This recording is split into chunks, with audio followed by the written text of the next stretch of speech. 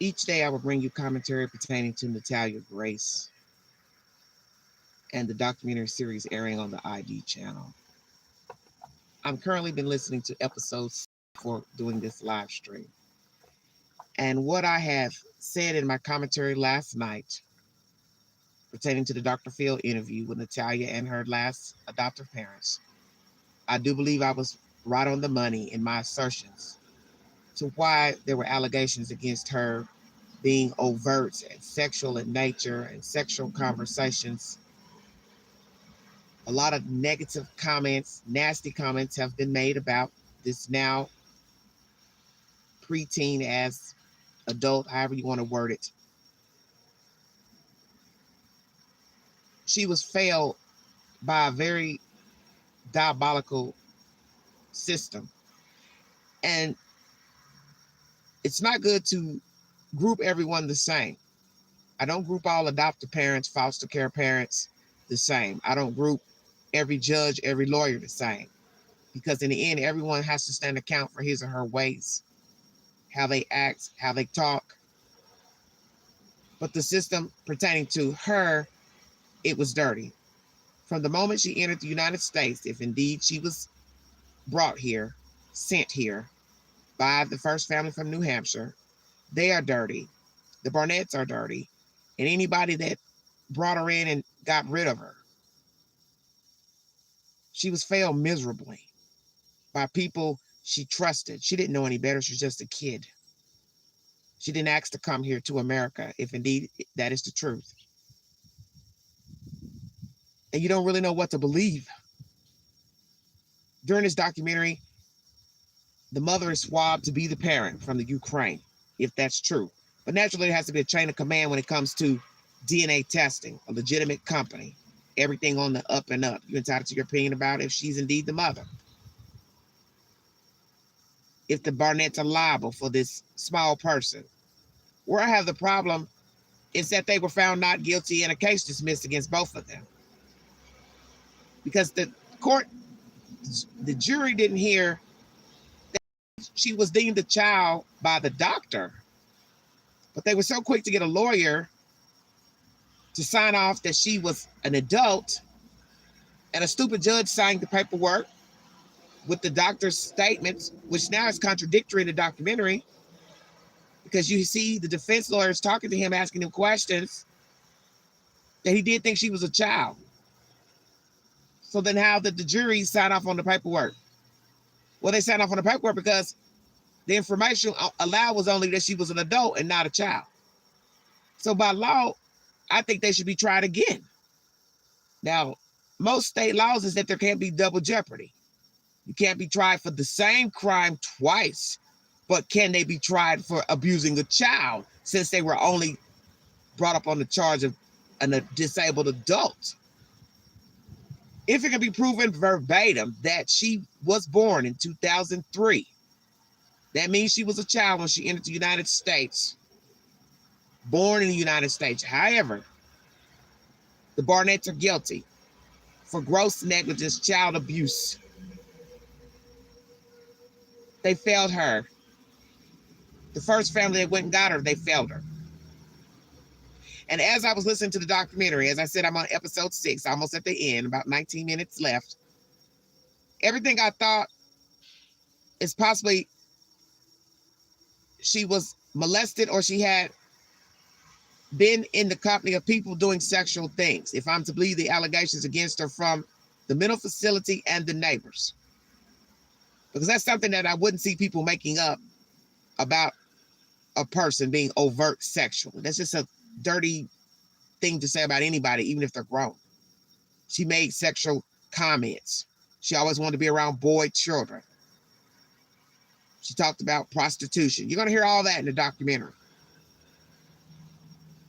And what's revealing in the documentary is what I already said. I believe she was subjected to sexual misdeeds, visual aids, or touched. And we hear Mr. Barnett admitting that he was watching porn because his wife was not showing him attention. Bingo card. So was he watching porn while he was living in the house with Natalia? Did any of them introduce her to sex? We also get information of the wife sending racy pictures to another short person, small person, a man.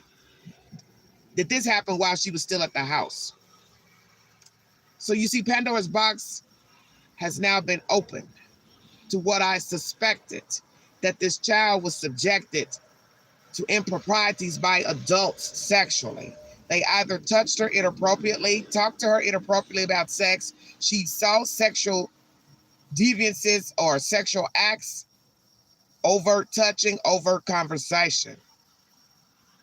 And Mr. Barnett admits during this documentary that he used sexual aids to gratify himself because he was not getting it from his wife. So who's to say she didn't walk in on him watching porn on a computer, on a TV, heard moaning from her room, saw it on a screen, he didn't know she was standing in the doorway. You see, you have to assess everything. And that's the one thing I didn't hear in all of the episodes pertaining to NATALIA. Somebody asking her, did anybody ever touch you inappropriately in any of the houses that you lived in? Did any of the children touch you inappropriately? Any of the parents? Why have we not heard anyone asking that question?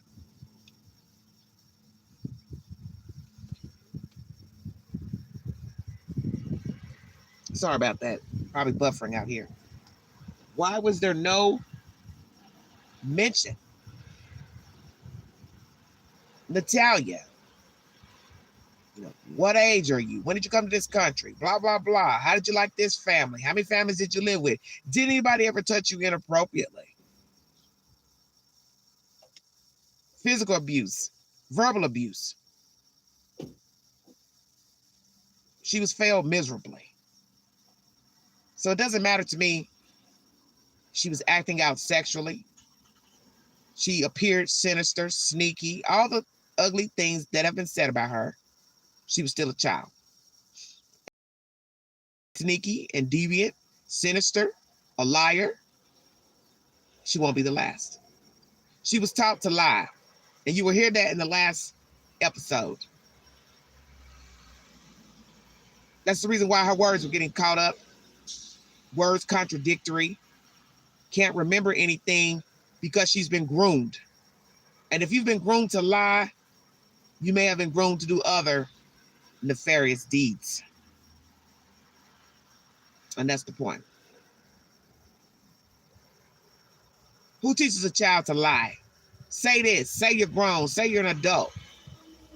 See, I knew what time of day it was when they were filming her, asking her questions in the apartment. Where have you been? Where'd you get those donuts? Oh, I drove over there. I didn't see you. What do you care? You've left a child to fend for herself in an apartment, living around strangers. She has no friends, no family. She doesn't even know how to cook, clean, take care of herself, bathe, obviously. And you're worrying about who gave her donuts. You're worrying about where she's going.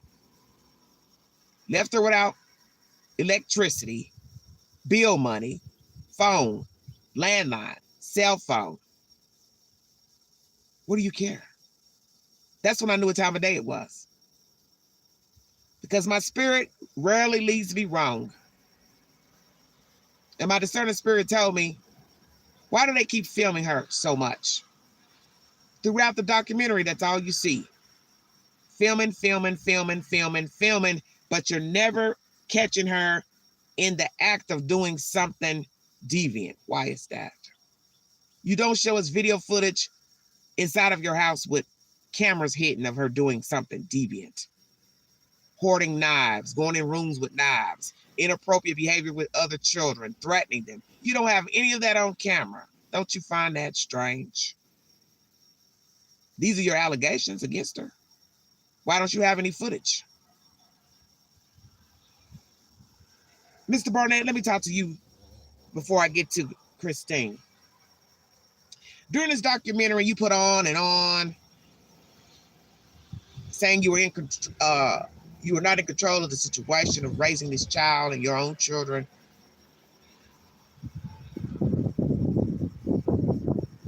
You blamed Christine for everything. She's evil, control freak, made you do things. You couldn't confront her. You just need somebody to blame because you know logically people are saying to themselves, What could a 3-foot person do to anybody? The most that she could do is harm a person that's her height.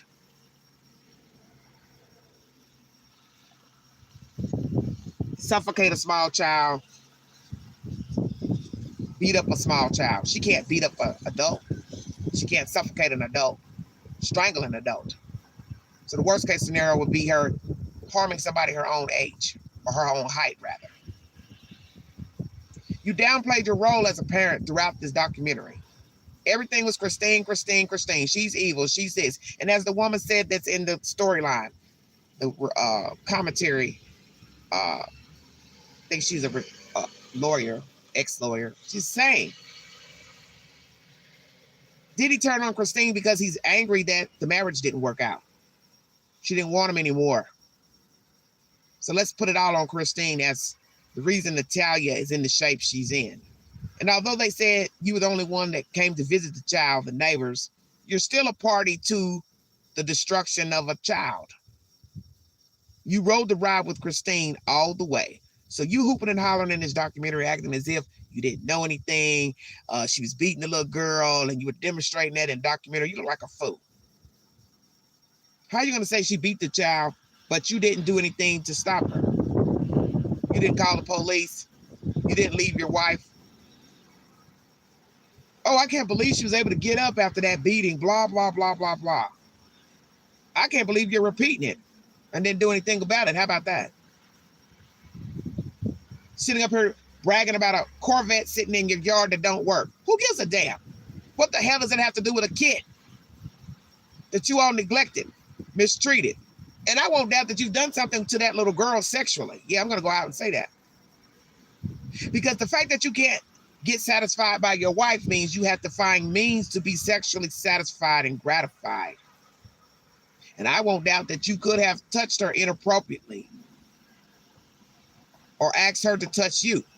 Because I said that in the live last night. I do believe the little girl has been touched or in proper viewing of sexual content.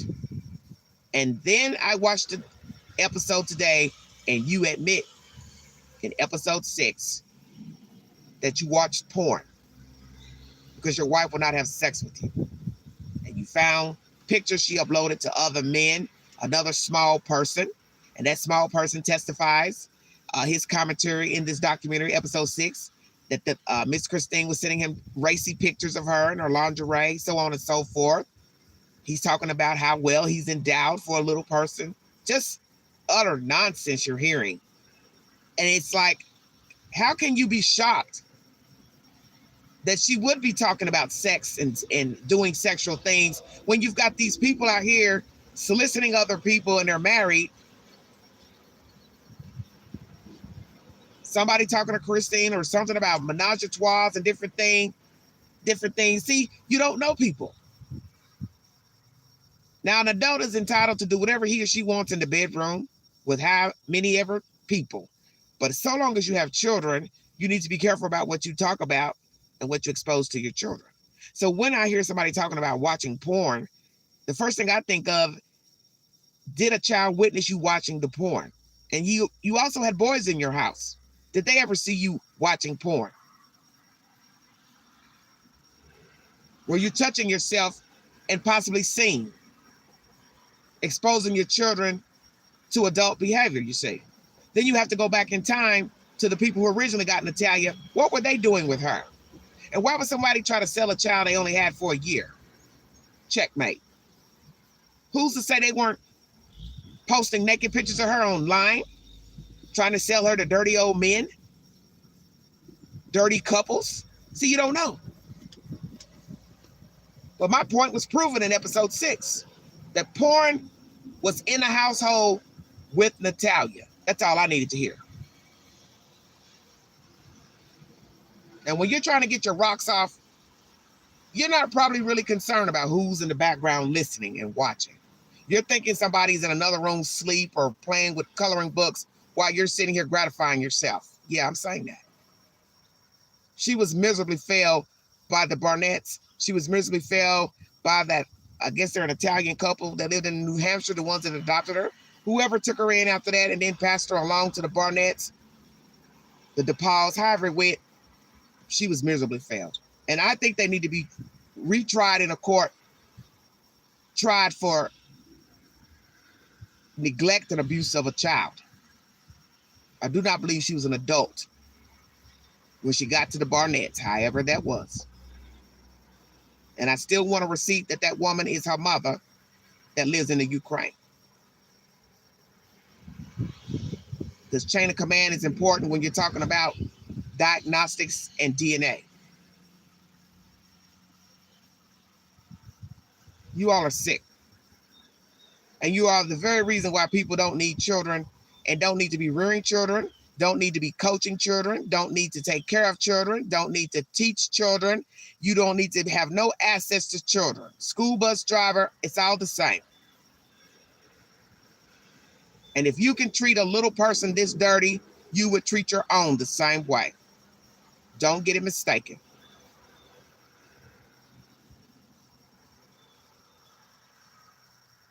These people are sinister. And they groomed her to lie. That is why her commentary is conflicting. When the defense attorneys are trying to question her, the forensic person is questioning her, the African-American man is questioning her during deposition. Some words are conflicting, versions are conflicting because she's been taught to lie. I said that last night during my live. When you are taught to lie, or you just start lying on your own, you're going to start messing up and forgetting what you said yesterday, 5 weeks ago. And that's what went on with her. She's telling the neighbors different things, telling different people things because somebody told her to say those things. Hey, say you're an adult. Hey, tell them you're a prostitute. For all I know, she made that up because she's now got a vivid imagination. Acquired a vivid imagination. How do I know what she was doing while she was living in an apartment by herself? What she was watching on TV? See, that's why you don't groom children to do wrong. You groom them to start lying, then they'll just start lying on their own. They won't need no help. So I don't know if it's true that she was selling herself. That's in the documentary. But that makes no sense to even come out of the mouth of a child. Where would a child know to say something like that? I sell myself for money. She's propositioning a neighbor in a laundry room. I want you to think about that. Talking about sexual acts. Because she's seen it and she's experienced it. One or the other or both. So let's ask that question. Who has violated the child? Which household? Will she admit in her 2-hour documentary this summer that she was sexually violated? Because I got a feeling she was. She was either violated or she had contact with sexual content. If we're to believe the allegations against her from the mental facility and the neighbors. And I really can't see the neighbors making that part up. Her being a nuisance, but the sex talk and sexual behavior overt, I can't see them making it up. And one thing that bothered me from the people who spoke from the mental institution saying her clothes were provocative, she had breasts, she wore a bra. How could her clothes have been provocative when her mother is the one who bought her the clothes? Make it make sense. Propositioning the young male patients for money. Well, how are they going to pay her and they're in a mental institution? See, I listen to everything. And I make my deductions on what makes sense. And I know that if you're in a mental institution, you're not going to have access to money. Even if you came in with a wallet, you wouldn't have the wallet on you. So how would they pay her for sexual favors? And how would she expect them to pay knowing they're in a mental institution? See, that didn't make any sense. So then I had to question, do I believe these people saying these nasty things about her as a child?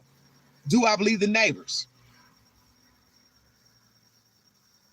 Or did one person hear something negative about her and then they just jumped on board and made up stuff about her? See, you don't know. Because in the end, everything's a version. such as dealing with people. You may look at somebody and talk to him or her and say, she's a nice lady, but somebody else may say, no, she's not nice. Because everything is depending on your relationship with the person at that time.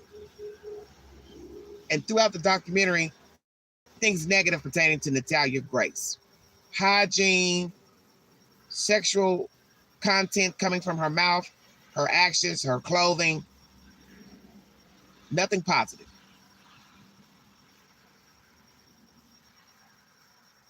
The only people that had anything positive to say about her are the mans.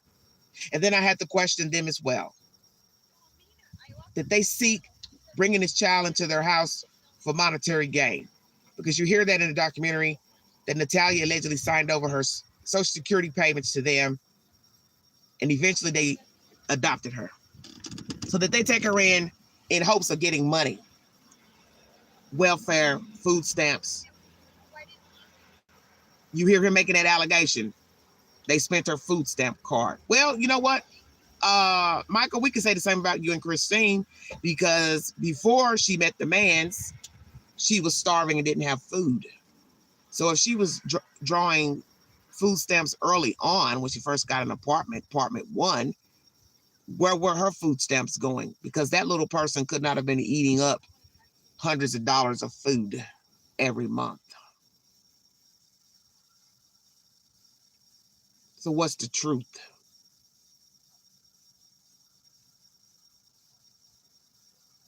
Oh yeah, they took her in. They used her food stamp card. They ate up all her food, but yet you all were taking care of her originally, and she didn't have food. She was not clean, wearing the same clothes for days, says one neighbor. She smelled.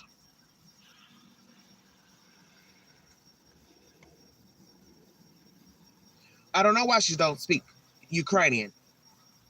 Maybe she never came from the Ukraine. Did that ever occur to any of you?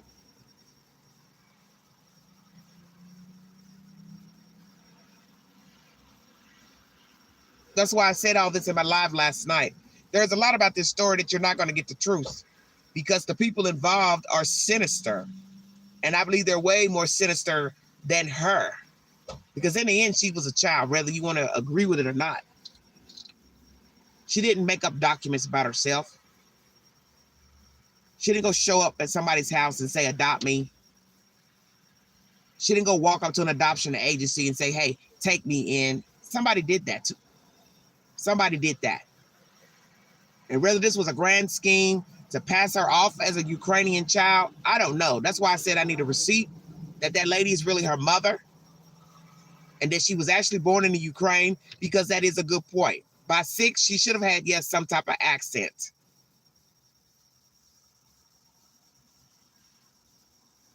But how will we know? Because we weren't in her life when she was 6 or 8 or however old she was deemed. And if you don't have her on camera speaking, then you're not going to really know if she had a Ukrainian accent or not. See, there are too many questions to ask pertaining to Natalia Grace, and that's where there's a problem. And when you have too many questions and no answers, then you don't know what to believe. So that's why I always say in a storyline, bring me a receipt. Because in the end, as Dr. Fields says, it doesn't matter her age, doesn't matter where she came from, doesn't matter about her accent. Those are aesthetics. She was a human being. She is a human being. And she deserved to be treated with respect, no matter her disabilities, mental, physical. She was a child. And she was a pawn early on. And for all we know, she was brought to this country as an infant. I don't know. I don't know. If you want to believe what that woman said, she had her for a few years and then gave her to an orphanage. See, you don't even know what age she was when she went to the orphanage. You don't know when she learned when to speak or talk. She could have been a child that never even talked. You don't know what happened to her in the orphanage. You don't know how many orphanages she went to. See, those are the questions you have to get an answer to. What age did she go to the orphanage if we're to believe she was born in the Ukraine? How old was she when the mother gave her up, number one? How old was she when she went to the orphanage, number one? How many orphanages was she in if she was indeed born in the Ukraine? How old was she actually when she came to the United States? Is there a real document, legal and binding, of her age? How many people did she stay with in the U.S.? Was she sexually molested? See, those are the questions you don't get no answer to. Everybody's getting all worked up about her age and trying to mimic her from the movie Orphan. That's all bullshit. It's bullshit. Because we now know the movie came out a year before these people even went to trial pertaining to NATALIA in the case of them neglecting her. So who's to say that Christine didn't borrow from the orphan to spin this web about this kid? Oh, yeah, she's got pubic hair and she's got a period. We kept her for 2 years. I want to get rid of her. Who's to say she spun this orphan version because in the end she didn't want the kid anymore? It was too expensive keeping her. She couldn't keep up with her. Her disabilities. She was too inclined to be worrying about her other child who was scholastically inclined. This little disabled kid was in the way. So now let's spin us a web to get rid of her. They are liable for her up until 21. If I say she's an adult, I can get her out of my way. Our way. Michael Barnett, Christine Barnett, both of you are guilty of mistreating this kid. Both of you are liable for what happened to her in your household. And the videos that are showing her standing on the wall, really, Christine? You made a child stand on the wall for hours where she soiled herself. You got that on film. Because I noticed that last night. I said, wait a minute, that gown looked like it's got something on the bottom of it. And then finally, Michael says it. Yeah, she soiled herself. That's how you treat a child. So before you judge Natalia on he said, she said, you might want to pay attention to the videos they made of her and why they made them. It was to save their own ass because they had a plot against this child and they wanted to get rid of her. So they had to document anything negative about her. But in the end, they don't have receipts to her doing anything. Everything right now pertaining to her from the past is he said, she said. And I would see her being a nuisance to neighbors because she was alone, destitute. She didn't know any better. She didn't have any friends, any family. And you expect a child to act as an adult in an apartment. Hell yeah, she would be playing with little boys and children because she was a child. She has a childlike mind, and you heard that said by Dr. Phil. 6 and 8 would have the mind of a 4-year-old. I would expect her to have developmental problems because that's the point. You don't know what she's been through. So I hope in the documentary, when she speaks, she tells everything truthfully, that she was groomed by these people mentally, physically, and God forbid, sexually. Tell the truth. Tell what really happened in the Barnett's house. Tell what you do remember of being in an orphanage or anywhere else. And know that you can speak your truth without anybody trying to harm you or threaten you. Because it's time for her to tell her side. But as I said, you groom a child to be a liar, then they'll possibly grow up to be a pathological liar. And then they'll lie for no reason without aid. And that's the worst thing you can have as a liar, because you then don't even know who you're dealing with. The Barnetts are hideous. And Michael, all throughout this documentary, downplays his role as a parent, putting it all on Christine, that she was the control freak. He was under her spell. He loved her. He was unattractive. She was the pretty one. Sorry about that. Blah, blah, blah, blah, blah. She was pretty. I was the unattractive one. Well, then you should have left her. I do believe their marriage was a facade, that perhaps when they first met, maybe they were into each other. I don't know. But somewhere down the road, they began to have problems. And there are allegations of them arguing on the front lawn, him putting his hands on her. So they had problems before Natalia ever came into their house. And that's what the focus should be. Not he said, she said.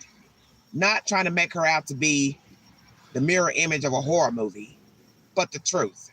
That she was passed along from person to person, not wanted, had physical disabilities, possibly did act out, say things she had no business saying and doing because she was mimicking other people, possibly lashing out from being mistreated, probably was hoarding knives because she feared for her safety, felt threatened by Christine and Mr. Barnett and the other boy children, insecure, scared. And as I said before, if you've never been in foster care, then you can't speak of foster care. You can't speak of being adopted and mistreated. You can't speak of going through the system, house to house to house. And know that just because people say that a child acts out or bad, it does not mean it's the truth. It's their version. And every child is not treated the same in a household. So all those pictures of them smiling on trips and going out of town and abroad, it was all a facade. At some point, Christine tired of this little person. And she decided to concoct a story with her husband to get rid of her. And it worked. A judge saw fit, a jury saw fit, because they didn't get the information that Natalia was actually a child. And I don't understand how you could find him not guilty for abusing a disabled person. Disabled person, small child, it's all the same. You were responsible for her. She didn't work. She didn't have a high school diploma, so you left her to the wolves, and these people said, oh, that's okay. We'll find him not guilty. She's grown. Whatever she does, that's on her. Despicable. The judge who signed off on re-aging her, you were wrong. The doctor, if you went along with that plan with them initially and the lawyers, you were wrong. The Barnetts were wrong. The jury that stood over the trial for Michael Barnett, you were wrong. She was failed miserably.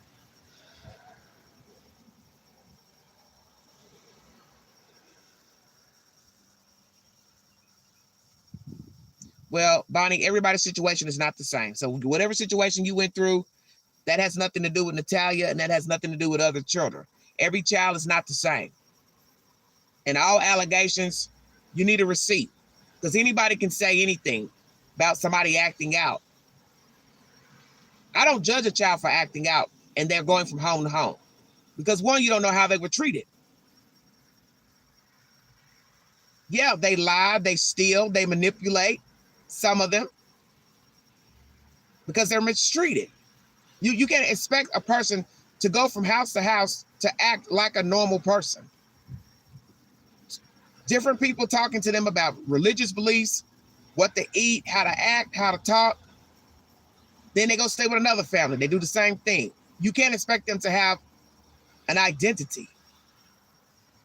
Who can have an identity when you're going from house to house? And if it's true that she was in an orphanage young, you don't know how she was treated there, if she got attention. Then she comes to the U.S.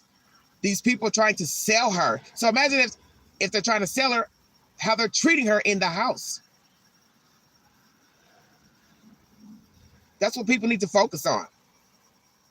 The first family adopted her and tried to sell her to the DePauls. And Mrs. DePaul wanted her badly, Natalia, but didn't have the money. So if a person is evil enough to try to sell a human, imagine how they treated her behind closed doors. That's my commentary. If you'd like to donate to this great network, $ Big Angie, 129 Cash App, stickers and chat to welcome in the live stream. Later on this evening, I will bring you episode number 2 pertaining to the curious case of Natalia Grace. I don't trust anybody. I don't trust anybody's word on nothing because we've learned that people lie. And yes, there are some wayward children, even at 6, 8. But that's to be expected when they're going from house to house. And when you are not privy to how they've been treated, then you can't judge a kid. This is why children grow up to be bad teenagers, bad adults, because of how they were treated. And this young lady obviously was too young to be living on her own and tending to herself. And obviously, Christine didn't teach her anything. And she wasn't tall enough to take care of grown folks' business, such as bathing, eating, cooking, housekeeping. There's only so much you can do at 3 feet. She was failed miserably. And it's time for everybody to own their part in mistreating her. And miss me with the over theatrics in the documentaries and making up stuff and hiding behind cameras, giving your commentary. She was a child. And most importantly, she was a child of God. And God is not going to favor anybody that mistreats a child. You will have to pay for that. You may not pay for it while here on earth, but you'll pay for it in the afterlife. And I pray none of them get any rest. Not the Barnetts, not the first family, whoever else had her and mistreated her. I pray you never get a good night's sleep. And as that lawyer said about Mr. Barnett, he couldn't survive one day in prison. Not one day. And the fact that he says he tried to kill himself 3 times, well, maybe you should try the 4th time, Mr. Barnett. See if you get lucky. Because that's a coward's way out anyway, killing yourself. And for all we know, that's a lie. Because I believe you are also a pathological liar, along with Christine. And you two are 2 peas in a pod. Evenly yoked. That's why you two got together. And at any time when you saw what type of wife you had, you should have divorced her. And that's why I know you're just like her. You just want a scapegoat because you don't want to take the blame for mistreating a small person. You want to put it all off on your wife. But you are equally guilty. All of you. And if you made your children mistreat her, you're even sicker. Thank you for joining me. You've been listening to The Fault XL.